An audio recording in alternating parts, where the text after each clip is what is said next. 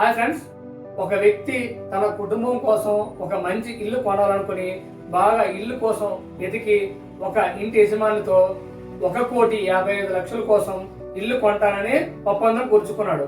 అయితే ఈ ఒప్పందం కుదుర్చుకున్న టైంలో అతను అగ్రిమెంట్ చేసుకున్నాడు. ఆ అగ్రిమెంట్ సమయంలో 43,30,000 రూపాయలు అనేది అడ్వాన్స్ గా ఇచ్చి మిగతా అమౌంట్ అనేది 4 నెలల లోపు ఇస్తానని, ఆ తర్వాత రిజిస్ట్రేషన్ చేయాలని ఒక పూర్తి అగ్రిమెంట్ అనేది ఓనరు అండ్ ఈ వ్యక్తి కట్టుకున్నారు.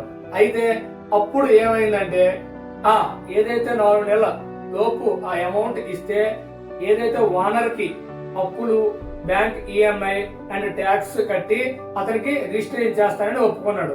అంతవరకు బాగానే ఉంది.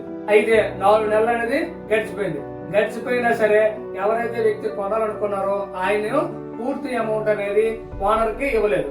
ఓనర్ అప్పుడు ఏం చేశాడంటే సమయం అడిగిన తర్వాత, సమయం అయిపోయిన తర్వాత ఏమైంది, ఓనర్ ఏం చెప్పాడంటే, బాబు మీరు 4 నెలలలోపు అమౌంట్ చెల్లిస్తానన్నారు, ఇప్పుడు అమౌంట్ చెల్లించలేదు కాబట్టి ఏంటంటే మీరు కాంట్రాక్చువల్ పర్ఫ్యూచరీ క్లాస్ కింద ప్రకారము మీ అమౌంట్ ఏదైతే అడ్వాన్స్ గా ఇచ్చారో అందులో 10% మినహా మీరు అమౌంట్ అనేది తీసుకోవచ్చు అని ఆయన అమౌంట్ ఇచ్చేస్తానని చెప్పాడనమాట.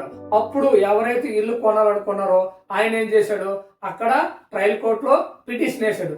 నేను ఇలా ఇల్లు కొనాలనుకున్నాను, ఇంత అడ్వాన్స్ ఇచ్చాను, ఇలాగ నా 4 మంత్స్ అయిపోయింది, నేను కట్టలేకపోయాను, కానీ నాకు ఇప్పుడు ఆయన ఇస్తానన్నాడు కాబట్టి స్పెసిఫిక్ పర్ఫార్మెన్స్ ప్రకారము నాకు ఆ ఇల్లు రిజిస్ట్రేషన్ చేయించండి అని చెప్పి ఎవరైతే కొనుగోలుదారుడు ఉన్నారో కొనాలనుకున్న వ్యక్తి ఆయన కోర్టుకి వెళ్ళడం జరిగింది.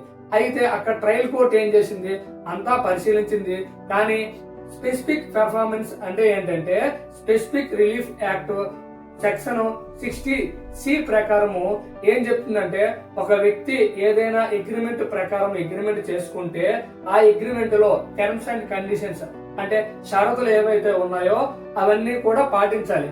ఇందులో ఈ కొనుగోలుదారుడు 4,000 లోపు అమౌంట్ పే చేస్తున్నాడు కదా, మరి ఈయన పే చేయలేకపోయాడు కాబట్టి అక్కడ స్పెసిఫిక్ పెర్ఫార్మెన్స్ అనేది వర్తించదు.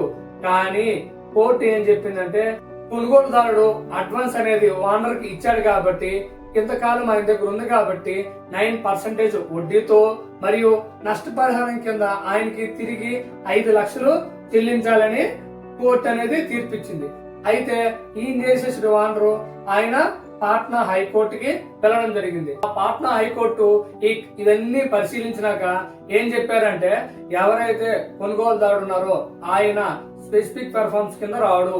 ఎందుకంటే ఆయన రెడీనెస్ అండ్ విల్లింగ్నెస్ అనేది నిరూపించుకోలేకపోయాడు. ఎలాగంటే ఈయన అడ్వాన్స్ ఇచ్చారు, 4 నెలల లోపు మిగతా అమౌంట్ ఇచ్చి రిజిస్ట్రేషన్ చేసుకుంటానని చెప్పి అగ్రిమెంట్ చేసుకున్నాడు. కానీ కనీసం తర్వాత అయినా సమయం అడిగి, అలాగే ఏదైతే ఈయన అకౌంట్ లో మిగతా అమౌంట్ ఉంది లేదు మిగతా అమౌంట్ పే చేస్తానని ఏది రెడీనెస్ అండ్ విల్లింగ్నెస్ అనేది నిరూపించలేకపోయాడు. అంటే ఇలాంటి సందర్భాల్లో మనం ఏం చేయాలంటే, ఒక ప్రాపర్టీ మనం కొనాలి అనుకున్నప్పుడు ఆ ప్రాపర్టీ కొనాల్సింది ఎంత అమౌంట్ ఉందో ఆ అమౌంట్ మన దగ్గర ఉంది అని ప్రూవ్ చేసుకుంటే ఈ రెడీనెస్ అండ్ విల్లింగ్నెస్ అనేది ప్రూవ్ అవుతుంది అనమాట. అంటే దానిని ఎవరైతే కొనుగోలుదారుడు ఉన్నాడో ఆయన దాన్ని ప్రూవ్ చేసుకోలేకపోయాడు కోర్టు దగ్గర. ఆ ప్రూవ్ చేసుకోవడం ఏం చెప్పిందంటే కోర్టు, అందుకే నీకు స్పెసిఫిక్ పెర్ఫార్మెన్స్ అనేది వర్తించదు అన్నాడు. అయితే ఈ పాట్నా హైకోర్టు అన్ని పరిశీలించినాక ఏం చెప్పిందంటే, ఎవరైతే కొనుగోలుదారుడు ఉన్నాడో ఆయన అడ్వాన్స్ అయితే ఎంత చెల్లించాడో అందులో 10% అనేది ఓనర్ అనేది పర్ఫ్యూచరీ క్లాస్ ప్రకారము కట్ చేసుకోవడం అనేది చట్టబద్ధమే, దాన్ని మేము ఆపలేము. అలాగే ఏదైతే ట్రయల్ కోర్టు 5 లక్షలు నష్టపరిహారం విధించిందో దాన్ని మేము క్యాన్సిల్ చేస్తున్నాము. కాబట్టి ఓనరు ఈ అడ్వాన్స్ లో 10% అనేది పర్ఫ్యూచరీ క్లాస్ ప్రకారము కట్ చేసి మిగతాదంతా ఆ కొనుగోలుదారుడు ఎవరైతే ఉన్నారో బయ్యరు అతనికి ఇచ్చేయాలని చెప్పి జడ్జిమెంట్ ఇచ్చింది. ఇక్కడ ఎవరైతే కొనుగోలుదారుడు ఉన్నాడో ఆయన అడ్వాన్స్ 43,30,000 ఇచ్చారు. అందులో 10% అనేది ఈ ఒక్క మిస్టేక్ వల్ల ఆయన కోల్పోయారు. అంటే మనం ఇక్కడ ఏం చేయాలంటే, ఒక అగ్రిమెంట్ అనేది ఏదైనా ఒప్పందం అనేది కుదుర్చుకున్నప్పుడు అందులో టర్మ్స్ అండ్ కండిషన్స్ షరతులు అన్ని కూడా మనము ఖచ్చితంగా బాగా చదవాలి. ఇలాంటి పర్ఫ్యూటరీ క్లాస్ ప్రకారం ఏదైనా ఉందా, ఉంటే ఎంత పర్సెంటేజ్, ఒకవేళ ఉన్న పక్షంలో మనకి స్పెసిఫిక్ పెర్ఫార్మెన్స్ అనేది వర్తిస్తుందా, అంటే స్పెసిఫిక్ పెర్ఫార్మెన్స్ అంటే ఏంటి అనేది మనం తెలుసుకోవాలి.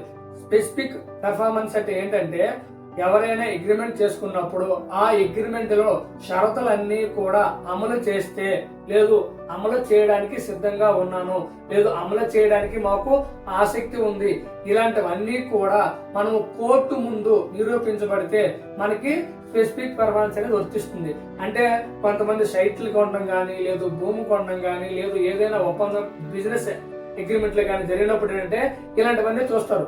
అలాంటప్పుడు ఎవరైతే దాన్ని అమలు చేస్తారో, ఎవరైతే దాన్ని ఆసక్తి చూపిస్తారో వాళ్ళు కోర్టుకి వెళ్ళి మేము ఇలాగా చేశాము, కానీ అవతల పార్టీ లేదు అవతల వ్యక్తి మమ్మల్ని మోసం చేయడానికి ప్రయత్నిస్తున్నాడు, మీరు మాకు ప్రొడక్షన్ ఇవ్వండి, లేదు మీరు మాకు రిజిస్టర్ చేయండి అని మనం కోర్టుకి అడగడానికి అనేది అవకాశం ఉంది ఈ స్పెసిఫిక్ పెర్ఫార్మెన్స్ ప్రకారము. కాబట్టి ఏంటంటే మనం అందులో రెడీనెస్, విల్లింగ్నెస్ అన్ని కూడా మనము చూపించాలి. అలాంటప్పుడు మాత్రమే ఈ స్పెసిఫిక్ పెర్ఫార్మెన్స్ అనేది మనకి వర్తిస్తుంది. కాబట్టి మనము చట్టము ఏదైనా మనం తెలుసుకుంటేనే మనము ఏదైనా సమాజంలో పనులు ఈజీగా, అలాగే మనం రక్షణ చట్టం నుంచి పొందగలుగుతాం. కాబట్టి ప్రతి ఒక్కరూ చట్టం గురించి తెలుసుకోండి. ఈ వీడియో నచ్చితే మీరు లైక్ చేయండి, అలాగే ఇలాంటి విషయాలు మీ మిత్రులకి షేర్ చేయండి, మన ఛానల్ ని సబ్స్క్రైబ్ చేసుకోండి. Thank you.